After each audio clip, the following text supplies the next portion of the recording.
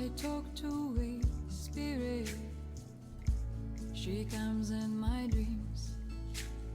What is the path to awakening supposed to look like, to feel like? How do you know if you are on it? We ask these very sacred and sometimes vulnerable questions to many different women from all walks of life. A conversation that needs to be shared and heard. I'm Jo Hendy. I'm Amanda Parker. And welcome to the Girl Awakening podcast.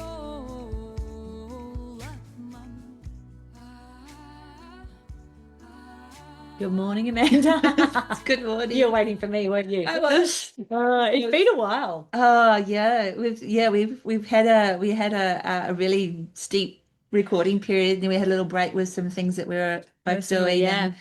And we're stepping into the space with a beautiful soul today for you all, and it feels wonderful, but also a little bit Nostalgic. yeah. It's a good word. Yeah, which probably is quite adept for the word that's in line with the word that's where we're going today. So we're actually this is part of our returning series, and we have a beautiful guest on today who came quite a while ago and shared her awakening journey. And now we're going into another level of sharing with our guest today, Briony Goodsell, who is a shamanic birth keeper, Ayurvedic postpartum doula, a feminine yoga teacher, womb medicine woman, and mama. She knows how it feels to be disconnected to your body, its cycles and its magic. And she has a deep inner knowing that there must be another way of being in this world, but not having the tools to awaken this deep inner knowing can be a challenge. Thank you, Briony, for stepping in today and offering to share a very personal journey, but also your learnings in the space of perimenopause, which is wild in the community, the cosmos, where the feminine is traversing.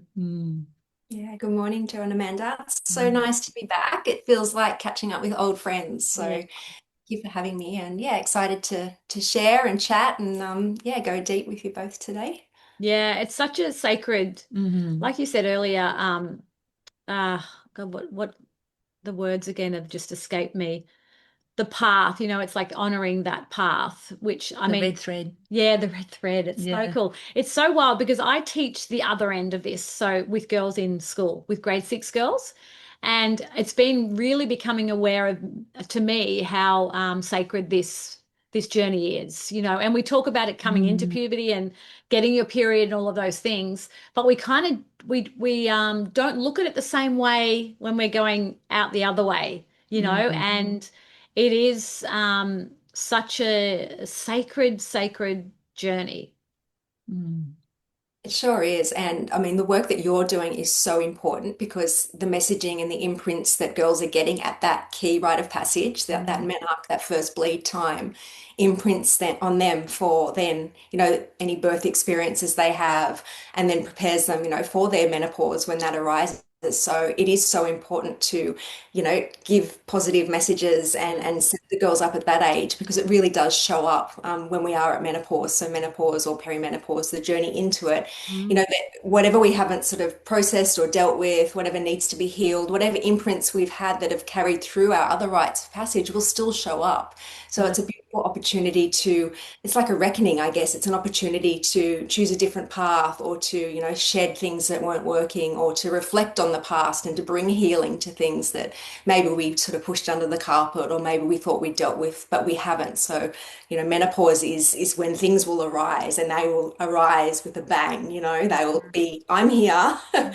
Deal with me, or you're going to be taking me into this next life phase. So it's a potent opportunity to shift things up and to, shed the skin and move into this next powerful phase, more healed, and also to send healing up your mother line and down your mother line as well. So to the women that have come before you and to the women that are still to come.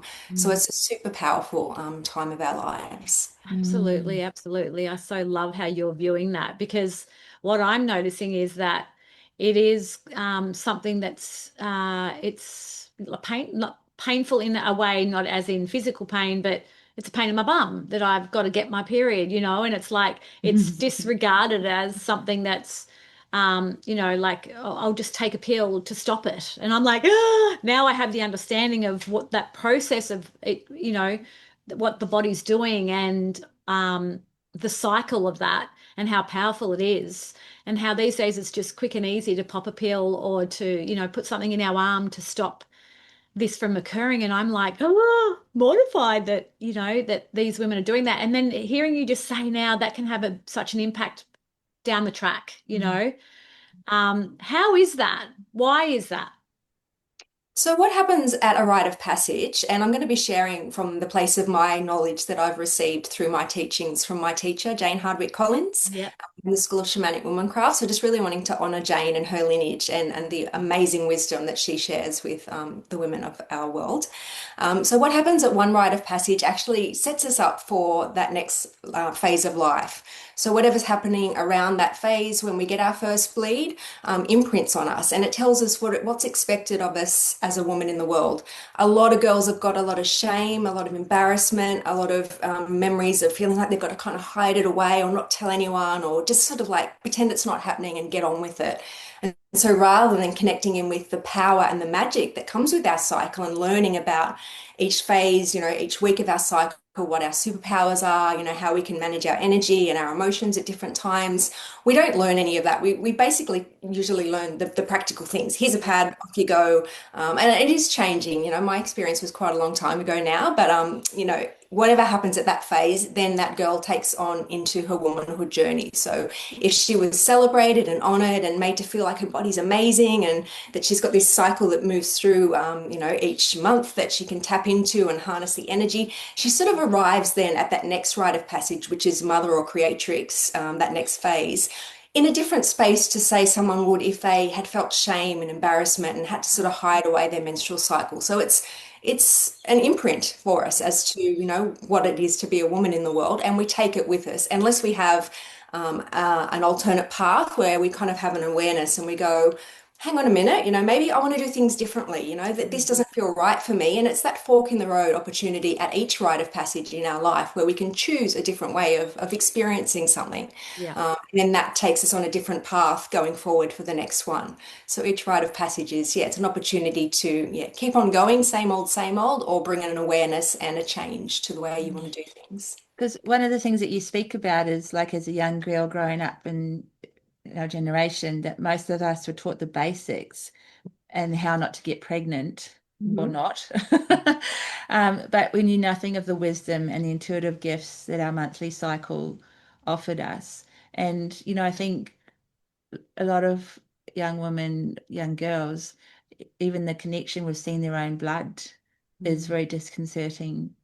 And not even and not having that understanding of like what the color of the blood means as to how their body is health-wise or emotionally what might be going on. And I mean, endometriosis is a huge condition in society, and for me that's something that's indicative of that disconnect from our feminine wisdom and our matriarchal lineage as well. Yeah, I mean, what shows up in the womb is trauma, is red thread stuff that gets passed down to us in the womb when we're in our mother's womb, when we're the eggs in our mother's body in her mother's womb. So we've got that that physical imprint as well as life experience and the messaging that society gives us on our blood, on our menstrual cycle, and it is not accepted. It is looked at as sort of dirty or shameful, or you sort of have to just manage it the best you can. The same with your cycle. We have to try and just keep on really even, like try and function like men, I guess, in a way, which is not how we are. We're cyclical beings as women, so we have ebbs and flows, and we're constantly shifting. But the world wants us to be in this space of constantly just on, productive, always doing things, and sort of hiding that other stuff away so that it doesn't disturb our productivity or our ability to be out in the world. So perform. It's an interesting thing, the whole bleeding, shedding story too, because in different cultures, women are, like taken away from, like, say, tribes and stuff like that, and have to be on their own in those places. And, different, like, if you're doing ceremonies and stuff like that, you can't sit in ceremony when you're bleeding, and like it's classed as something very sacred, or the opposite, which is, banished kind of thing. It's an interesting time. Like, so, I mean, just in those two scenarios, it's a powerful time. Obviously, people are seeing it as a powerful time, but in our society, we don't. It's just, I got my period kind of thing, and we don't look at it like that. Yeah, and as something that Jane often says is just look at key moments in a woman's life where there is shame or embarrassment or sort of hide it away. That's where there is the power. Yeah. They're those moments of power, and I guess you could talk to that patriarchal sort of society that wants to suppress that, wants to keep women disconnected from that power. Oh, And I yes. think just listening to what we're just talking now, like the whole connection of caring for Mother Earth and the divine feminine, like the bleeding on the earth, the whole fertility connection and understanding of fertility and the nature essence within our own bodies and how we are in coherent relationship with Mother Earth through our bleeding cycles is again taking that power of knowing who we are in ourselves away from us. Yeah. Because we're just a mirror or a reflection of the earth, really, and what's going on in our bodies as women is, directly correlated to what's happening in the earth, and how you treat the earth is so closely related to how mothers are treated. It's so entwined, and even the cycles and the seasons that the earth moves through, we move through our own version of that as humans, and particularly as women with our menstrual cycle. I think it would be really lovely, Bryony, if you could maybe just for our listeners too that are unaware of the cycles and the seasons and, Yes. what should we be doing, through our cycles and how it works. I mean, are you able to just kind of give us a little leaf out of your book of, what a cycle looks like for someone that's menstruating and even someone that's not? Yeah, so you've got, I guess, a couple of cycles that you can work with. So the first being the lunar cycle or the moon cycle. Yep. And if you don't have a menstrual cycle, you're not bleeding for whatever reason, whether you're postmenopausal or if you're pregnant or you just don't have a cycle at the moment, then you can line up with the moon. So based on where the moon's traveling, that can energetically be in alignment with you and how you harness your energy and things like that. So we have a waxing phase where the moon is just dark or new moon, then it begins to rise, then we move into that next phase, which is getting towards the fullness of the moon, and then the moon will wane, so waning downwards, and then it comes back down again, down towards that dark moon phase. So it's around 29 days, I think, or something like that, and each week is a different energetic phase of the moon, and the same thing for our menstrual cycle. So we have our bleed phase, which is in alignment with that dark and new moon phase, and that's what we call sort of our winter time. Yep. The energy is more inwards. We're retreating from the world. We're sort of, not wanting to sort of socialize quite so much. It's also acknowledged as a time in those traditional cultures where they honor the bleed time as a visionary time. So women would get asked about their dreams and messages and stuff for tribes would come through at that time. More intuitive, more in touch with that side of ourselves. Then we shift from that bleed time, we start to come out into our springtime, which is in alignment with that waxing moon phase. So the energy is beginning to shift and rise up. Our hormones are all sort of shifting and stuff if we've got that menstrual cycle. Then we're moving up into that springtime energy. You're feeling more vibrant, more likely to want to be out in the world. And then you hit that ovulation stage, which is in alignment with what we call full moon energy or full bloom, the energy of the summertime. You might find that you're being really creative, you want to be really social, you've got a lot more energy, you're feeling good. You might have a high libido at this time. And then we go past ovulation, we start to shift into that autumn phase. So we move downwards. You might start to notice you don't have quite as much energy. You may want to sort of start to pull away a little bit more. That's the waning moon phase. So the energy is starting to drop. And then we move down towards that winter phase again. So there's the 4 weeks in alignment with the 4 different seasons and the 4 phases of the moon sort of overlaid on top of that. It's just a guide. Everyone is very unique with their body and their menstrual cycle, but it's just having that awareness that, at different phases, our energy does shift and we have, more focus on certain things at certain times and that it's an acknowledgement that our energy does wane and it's okay to take that to retreat and slow down and soften because that's just the way we're meant to be moving in the world. Yeah. And it gives a beautiful connection with how we can truly know ourselves better, doesn't it? If we have that as some sort of underlying foundation of how we move through our days and our weeks. And okay, sometimes we need to push through a day and get stuff done, but we can balance that out by the next day being kinder with our time management or our gifts to ourselves, or even a little ritual at the end of that busy day can create alignment better back into our bodies. Because often with talking with women with like period pains or cramping and things like that, you get a sense that when you're hearing around the seasonal ebb and flow and the moon cycles, that if we're in resistance to who we are in our innate nature, that it makes sense that our bodies, let alone what we're bringing through on a generational thread, it makes sense that our bodies would be expressing some form of resistance when we are ovulating or having a bleed or, infertile. For sure, our womb is telling us, it's talking to us, and I think sometimes it starts to get louder and louder if we're not listening, and it says, "Hey, stop, listen to me. You need to pay attention." And that's something I'm really noticing in this perimenopausal phase. I'm someone that always had a really easy cycle. I never had period pain. I never had discomfort. It was always quite easy for me. And now in the last couple of years, it's shifted, and it's like my body is telling me, my womb's telling me, you need to really like pay attention. It's time to focus on, what needs to be healed and what's arising. And it's really pulling me inwards. So definitely the body and the womb do give us signs as to what's needed, not only physically, but spiritually, emotionally as well. Look, I find it really amazing because I haven't shared for 2 years, but I still feel the phases. Like I still am completely like knowing what my body would have done. It's almost like the like a template or something that's still happening within me, even though I'm not shedding once a month anymore. But I can tell even by my emotions and how I'm feeling where I would have been. So I'm still, it feels like it's still in that beautiful cycle, even though I'm not.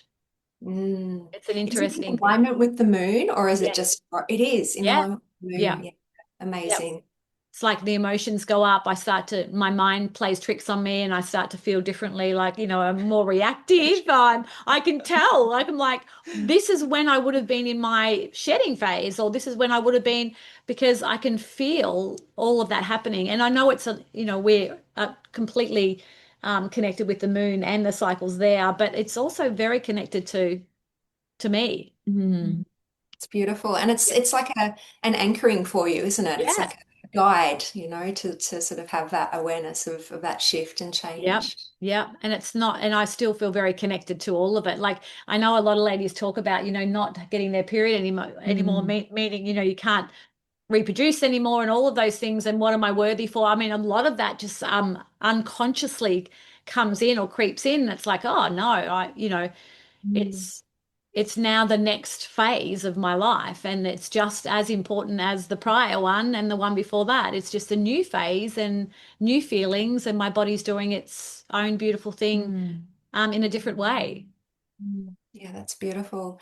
It's interesting that you tap into that expression of, what is my purpose, or what, now that you've sort of stopped your cycle. I'm definitely feeling that a lot. Yeah. A lot of grief coming up for me around mothering. My kids are all, my youngest is nearly 17, my oldest has just turned 21, and feeling so much grief around the loss of that phase of life. And I've always had a very full life in terms of my work and my offerings, and I love what I do. So I never thought, it's like I'd convinced myself I'm never going to feel that kind of midlife, oh, what am I doing? I've got no purpose. And it's like hit me so strongly. It's like, I don't know, some of it's probably physical to do with my cycle shifting and moving, and some of it just feels really, really deep and part of the spiritual process of, just acknowledging the change and sort of acknowledging where I'm headed. It's been quite intense, that emotion, and sort of jigging, what am I doing here? What is my purpose? Yeah. So how do you work with that, Briony? What's your process in this, what Yeah. we were talking about before we started recording, as you're moving it through this perimenopausal phase, the gifts and the learnings that are in the space for you? Yeah. To be honest, sometimes I just cry. Sometimes I have to just let myself just cry. I'll go out and I'll lay down on the ground, just sitting with the earth, going out the back, going for a walk with, nature around me, that sort of stuff. It's a feeling of just completely surrendering. I can't rationalize anything. I can't, move through it quicker than it needs to move through me. It's such a powerful sensation of like, you can't just hurry it along. You just have to allow it to arise, and you have to allow it to be felt in your whole body. So I think nature is a really big part of just holding me through these emotions. And then, doing the self-care practices and things like that to try and, sort of keep you in balance and all that sort of thing. But yeah, I think just allowing it to arise and surrendering to it and just feeling through all the stuff that's coming up is big. It is, and it's so beautiful. Just hearing you talk about it, it just feels like nature, it all has and runs its course, and we are part of that as well. And the more that we can embrace it and go through it and sit in it, Yeah. even the bits that don't feel comfortable, the growth is on the other side of that. Yeah. Yeah. It's really fucking hard Yeah. sometimes. Like some days I feel like I'm really struggling, and because you've got the brain fog and the scrambledness there too, it's like I find it hard a lot of days to actually sit and focus. So I've got all these things that I want to do, I've got all these great ideas of things, for my work that I want to bring to life. And it's like I can't access it. It's like it's sitting out here. But at the moment, I'm in this deep transformative process, and it's like I can't, it's like there's a block there. I can't. No, you can't do that at the moment. You're in your own thing, and yeah, it's really intense. It's Yeah. not like any other phase of life that I've moved through yet. I think, similar to matrescence or when you go through pregnancy and birth, it's like you have the neural changes in your brain, but you're mothering. So you're Yeah. not trying to do other things. You're deep in that mothering journey. So there's a sort of a softness or an ability to really drop into that. Whereas this phase of life, you're not in that stage, and you perhaps are trying to use your brain to do things. Yeah. So it is quite challenging not to be able to access what I feel like I used to have, which was an ability to focus and to get things done. It's like that's just sort of disappeared at the moment.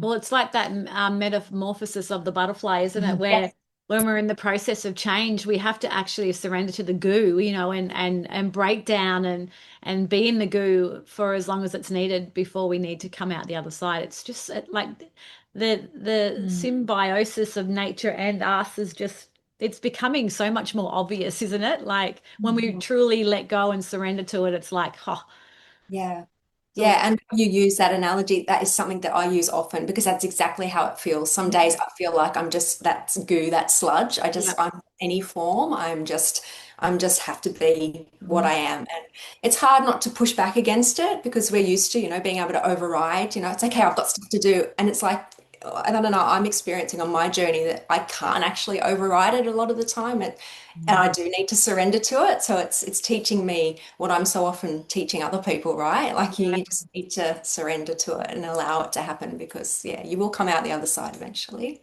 So beautiful. Do you have a feeling like now with, your connection in the space yourself that, I mean, because things like heart attacks are rising for women, like, it's become like one of the leading conditions that women are experiencing. We have so many Nervous systems, like yes. dysregulation, and our hormones probably, shouting from the rooftops at us, and we have a lot of dysregulation in our cycles and things like that as mature women. Do you feel like that part of not accepting and surrendering to some aspect and keeping in touch with what our inner world is wanting to share with us is reflecting in some of these conditions that are on the surface of our physical beings? Yeah, for sure. I do feel like that. And I also, want to acknowledge that it's not easy for a lot of women to take the time and the space to really immerse themselves in this process. They have to keep going. They might have, really busy jobs and roles where it is demanding and they are quite stressed and stuff. So yeah, I feel like innately it is a time when we would retreat. We would head off to the forest and find a hut and just go and have our initiation period. But the world isn't like that. So it isn't allowing us that time and space and capacity to drop into the spiritual part of this process. So yeah, our nervous systems are frayed and there are changes going on physically. It can't be denied with our hormones. I'm experiencing it myself. I've got a lot less patience. I'm a lot more anxious. It's definitely there's an irritation level there that wasn't there before with little things. So our nervous systems are certainly shifting, and being able to, I guess, acknowledge or be aware of that process and do things that help you to manage when those times are intense, being able to go and go, I need to just step away, I need to go for a walk, or I need to go and have a bath, or, just things that will help to reset or bring yourself back to that space of feeling less overwhelmed or anxious. I heard one lady that was beautiful to I guess it's being kinder to self, isn't it? As one aspect of that, what you're sharing there too. And I heard one lady talking around when going from that very capable in the world, busy, feeling strong, what's the word, bulletproof kind of personality, to when she started going through perimenopause and to menopause, that it really just undid her. And she found herself saying to her husband one day, I'm not the person you married. You just have to you just have to like step back and let me work out who I am, because I don't know myself at the moment. And that's it was very Yeah. it was very honest, and Yeah. very just a bit of a, I have to surrender here, and Yeah. just, allow this to kind of and work with who I am becoming. Yeah, it's a huge transformation. And one of the things that is happening is because our estrogen levels are shifting. So, it's like the veil of estrogen is, coming away, and we're sort of looking at it in a different perspective. So we're kind of not so accommodating as we were in that mother or creatrix phase. It was all about the estrogen then, and helping and doing all the things and mothering, and, we would do everything, I guess, before put ourselves first. Whereas this phase of life, the hormones are shifting, that veil is lifting, and all of a sudden we might be going, hang on a minute, no, I don't want to do that. I'm, feeling a lot more like I need to put myself first, or, no, you can wait. Or there's definitely a real shift there within us as women. And it is that coming into that next version of ourselves as well, and starting to shift our priorities and maybe, put ourselves before everyone else for the first time ever for some women. And that can rock the boat a bit, can't it? Oh, yeah, absolutely. And even with kids, like a lot of women are going through menopause when they've got younger children now too, people are having babies later, and then there's the pressure of that, of having to go through this, as well as, mothering young children, which is quite demanding. I mean, teenagers is a whole nother ball game, but it's not as much, it's not as intense on your energy and your time, I guess, when you've got older kids. So certainly that's something as well that a lot of women are navigating, is mothering young children while going through this huge, rite of passage and life transformation. So, we know the beautiful ways that you share with other women that are going through this, of how to support themselves physically. What else, or are there other ways, or are there any other herbs, or I don't know, supplements or anything that you can suggest, or that you believe are helpful for these women to, nurture and look after themselves that way?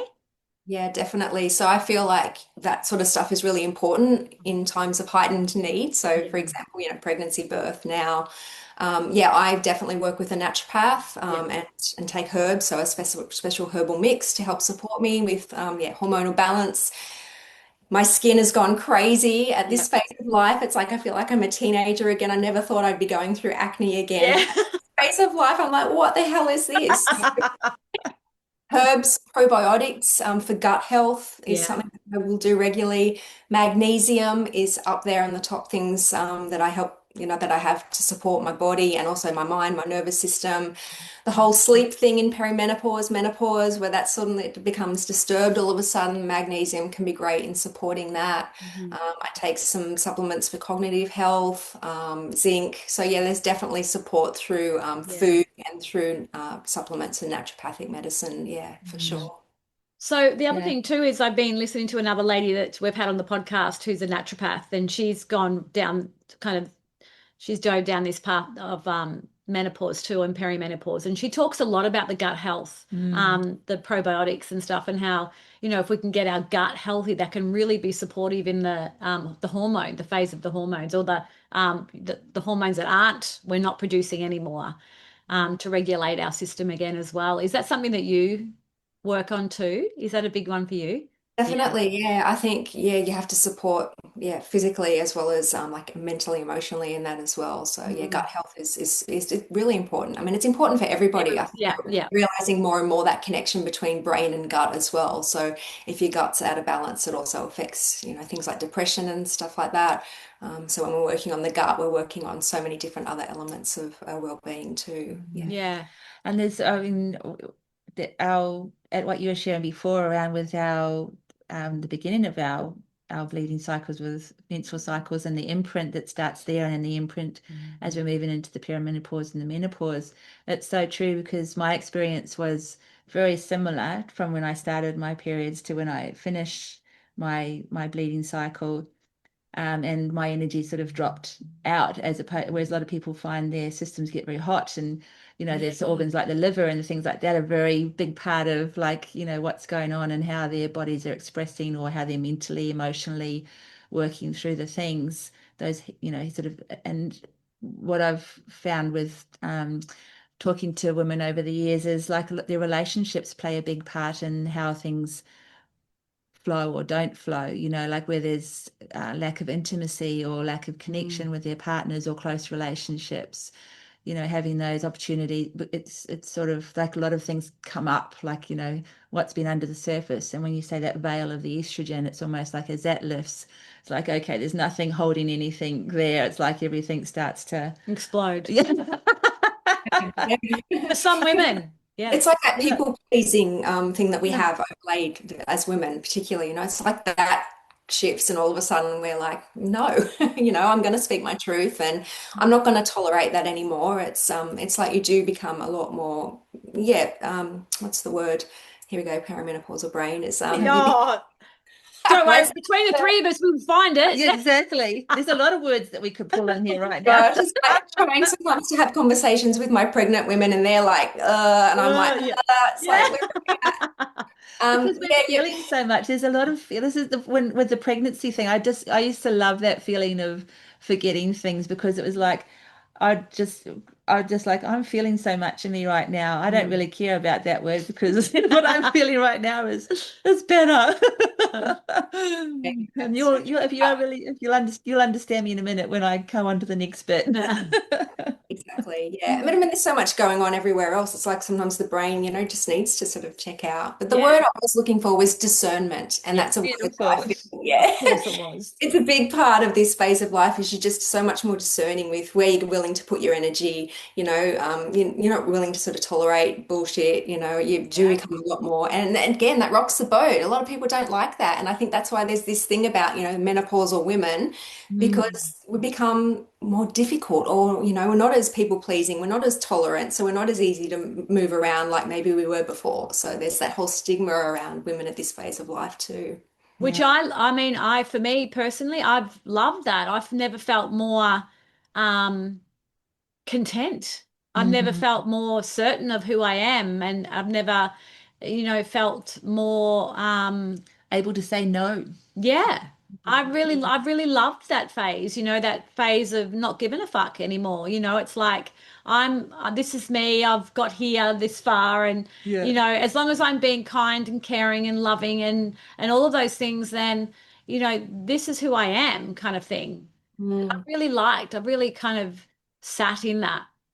Yeah, it's powerful. Yeah, Well, we definitely. don't, you know, we talk about all the horrible things that happen, but there is a whole side of amazing challenging things that happen as well. And the I love that word, the rite of passage, because we are stepping into a new phase, and I feel it's a much more certain phase of who we are. You know, we're gathering all the parts of us that we've been learning about right from our first bleed, and then they're all coming together when we close that chapter, and we're now sitting with this beautiful package, you know, of knowingness and understanding, that we can take through with us to the next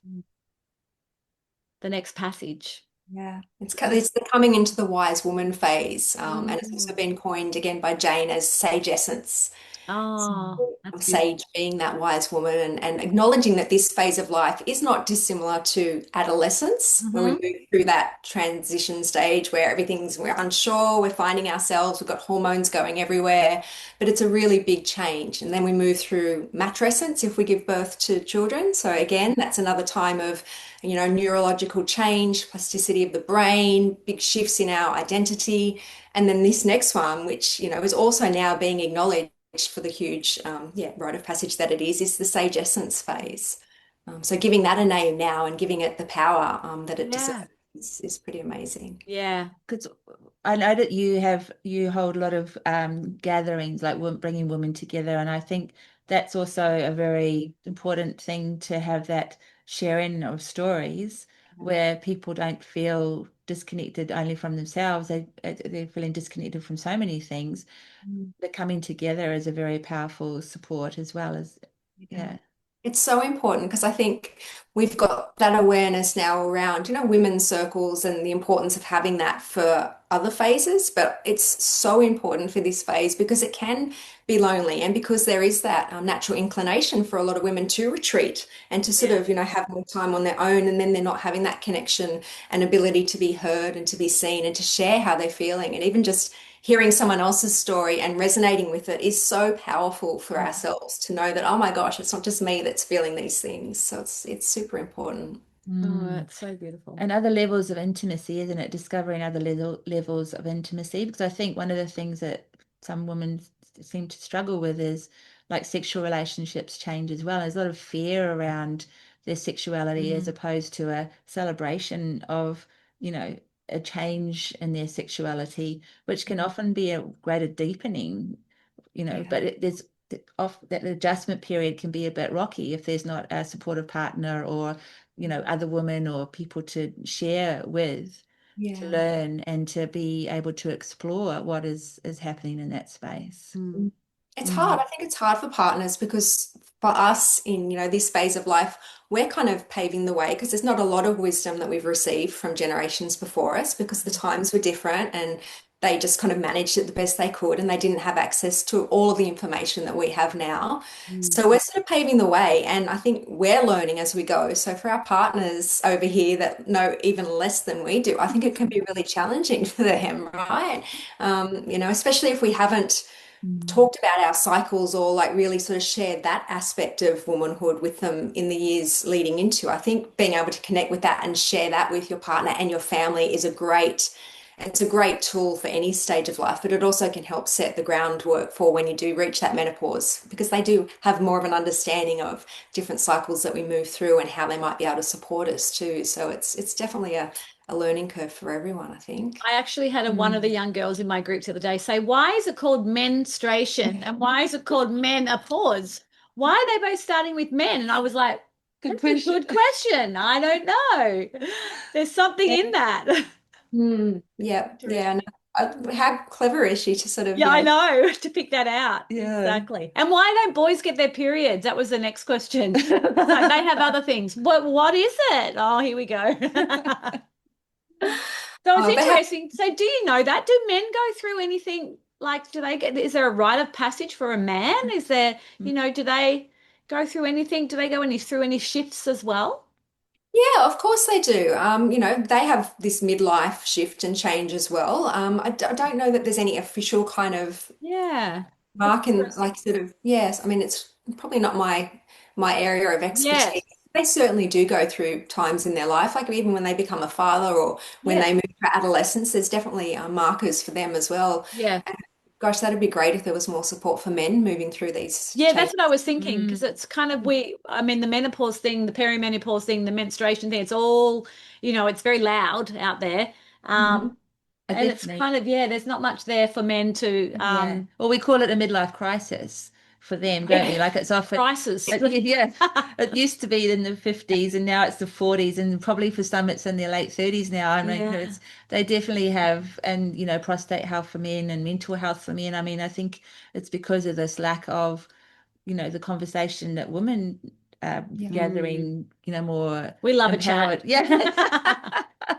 And How and amazing would it be if there was more spaces for men to come together and to be able to be real and be heard and to be yeah. supported? I think that is so great. And I think the as you shared before, Brie, and the speaking, sharing with your partner around, what it's like with your cycle or your bleed or the this or that, and that conversation with um your emotions and how that's tying in with your cycle phase or your lack of cycle phase, because there's often this what's the word, disempowering language around, oh, she's got a period again, that's why that's happening, kids stay away from mum this week, or there's it's very like taking away from the woman's wisdom and the gift that these things all share for everybody in the space, and the man to be able to uphold his partner when she needs to retreat a little bit or do these things.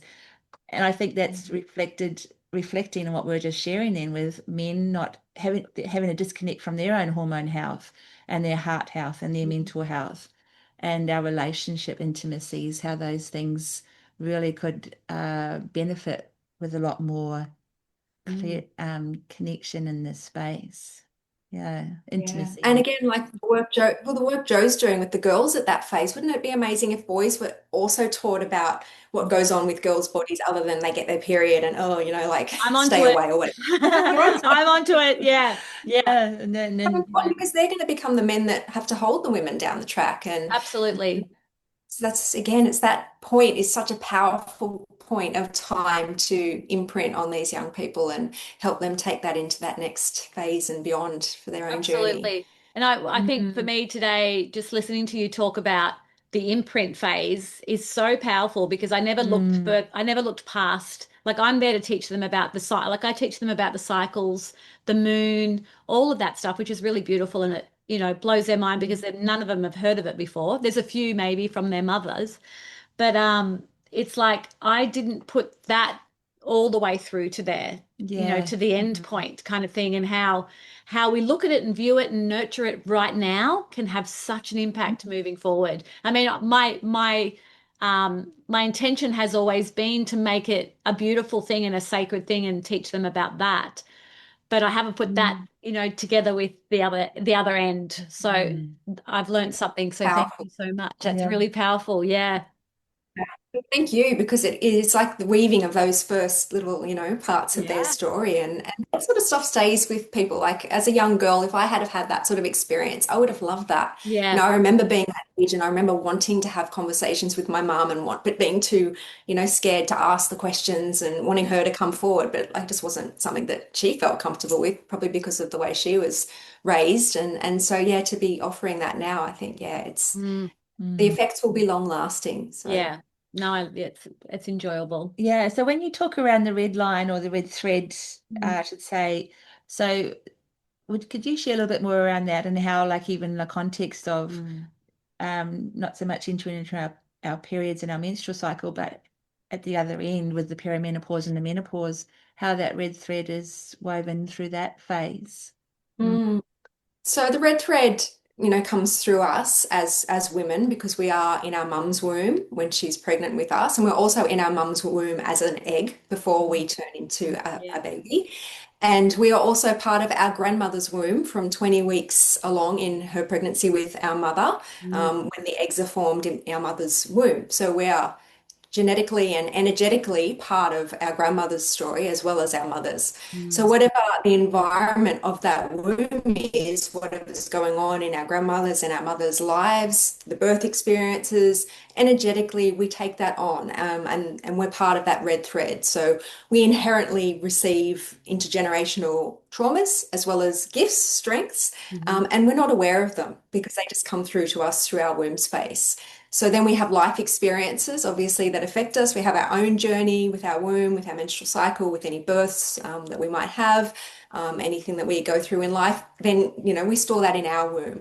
And then if we get pregnant with our daughter, again, that cycle continues. So, she's also been in our mother's womb, and then she's in our womb, experiences births. If we've had any experiences before we conceive her, she's in that, she's got that energy in the womb as well as part of her environment where she lands. So, that red thread continues on from woman, mother to daughter, mother to daughter, mother to daughter.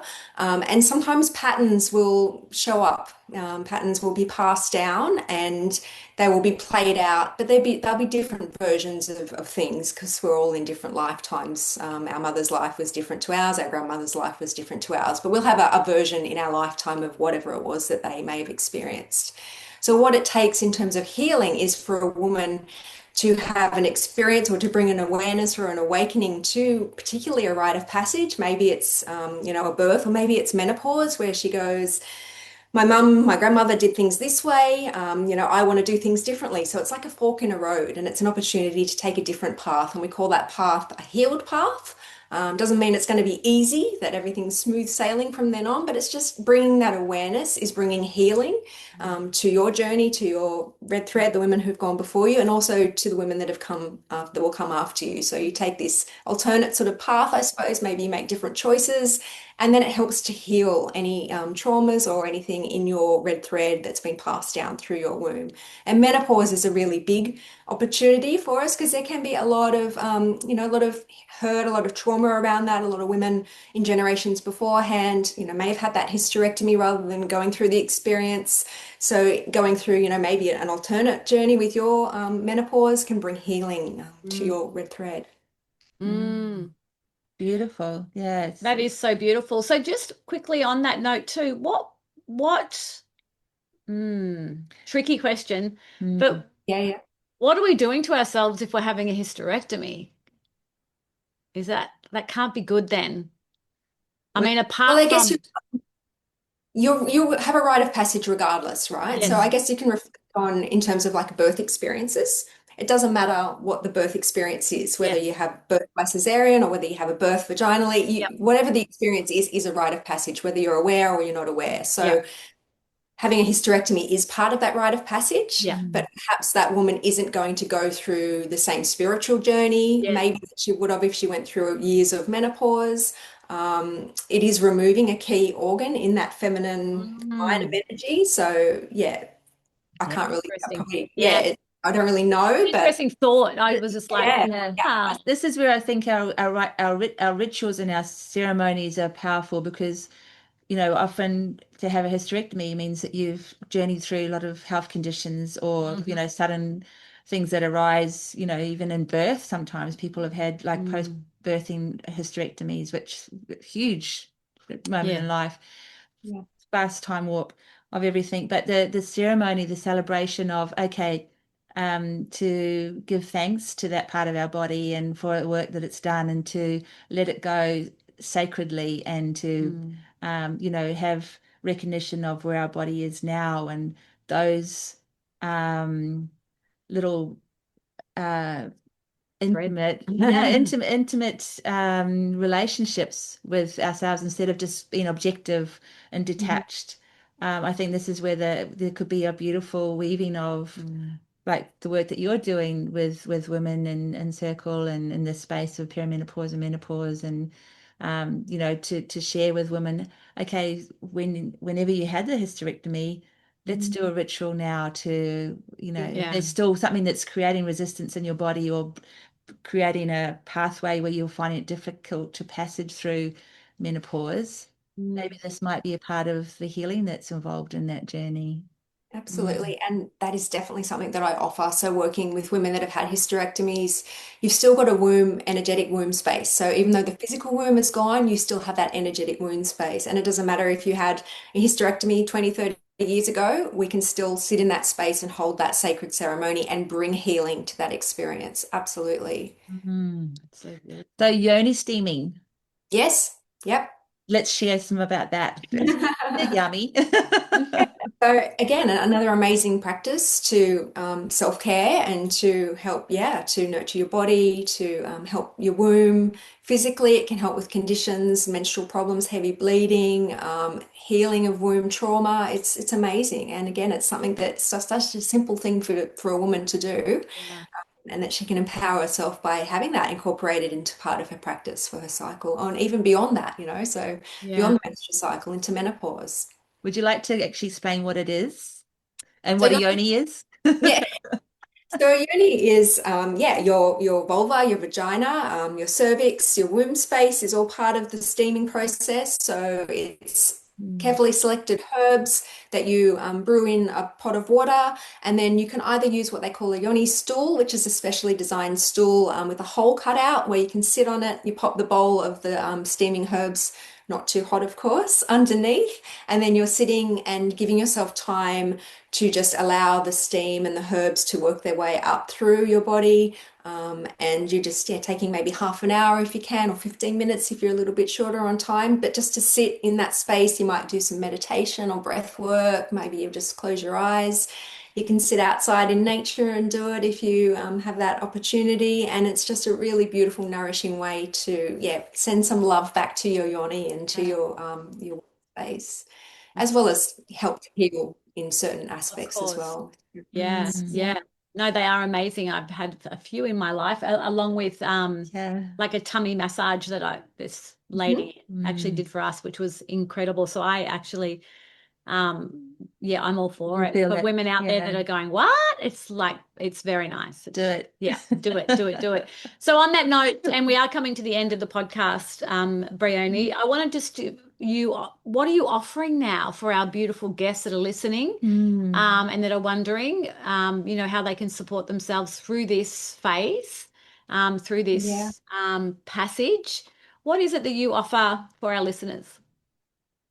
So I'm doing work both online and in person with women around this. So I can do one-on-one sessions, anywhere in the world on Zoom, holding that space for women, and also in person. I'm doing some ceremony around menopause. So similar to like what we would call a mother blessing for a woman going through that part of life. I'm also holding that space for menopausal women, and that might look like a one-on-one ceremony where we do some womb hara massage, we do some rebozo wrapping, yoni steaming, sitting in ceremony, or it could like having some of your closest friends come and sit and celebrate. Maybe you've moved into that next phase, you've reached menopause, and you're wanting to honor that rite of passage. So working with women in that capacity. Also using yoga as a beautiful tool to help support women during this phase. So working over a few months with women online or in person, just to give them personalized practice to help them, as well as other things that can nourish their bodies, nutritionally, and other practices too. So just, really sort of working with women in a way that works for them. So there's no one size fits all, obviously, but just using all of the tools, all the self-care, all the beautiful practices to help women feel held, help them feel heard, and just basically that they're not alone on this journey. I think just helping them normalize and giving them that understanding of that rite of passage. Because I think if you're struggling with menopause, which it's, I've had days where I'm really finding it challenging. I've got an understanding of the power of it, of the process of it. And that is really, it's such an anchoring, powerful grounding for me when I am finding those days hard. It's like, I know that this is, this has got a purpose. I know that this is a huge rite of passage, and that helps me. Whereas I think if I didn't have that awareness, I can't quite imagine how ungrounded I would feel or untethered I'd feel sometimes, because I'd just be like, I'm fucking over this. Yeah. What can I do to escape it? Whereas, this understanding helps me to really, embrace it and surrender to the process and gain the magic that, it's giving us along the way. The magic. And I think what you said around it, there's no one formula for anyone, that it is a journey, and it's up for some it may be shorter, for some it may be longer, but it is a journey to embrace and get intimate with every part of it, and that discovery Isn't of it, who we're menopause becoming.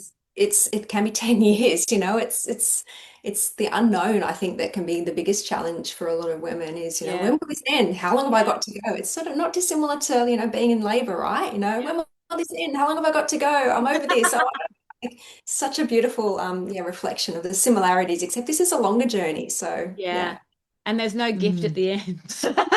There is so. No, there it is your wise woman self. That's who you're birthing. So this process is a birth, unlike a birth of a baby, it's a birth of you. So, it's a powerful I like that. I like that even more. That's beautiful. And I think this is the gift to the world as we're moving through these like greater cycle into the new earth, and where we're going as a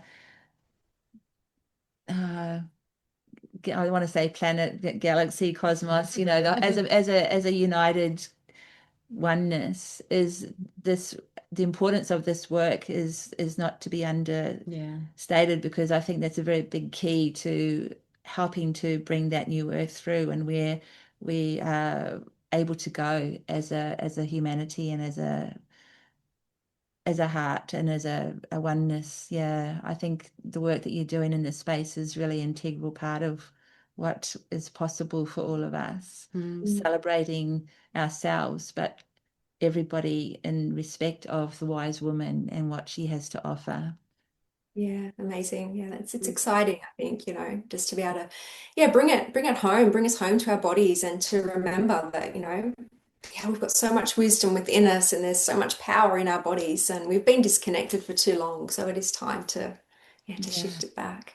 Yay. Thank you so much, Briony, for coming today and sharing all of your beautiful wise woman wisdom with us.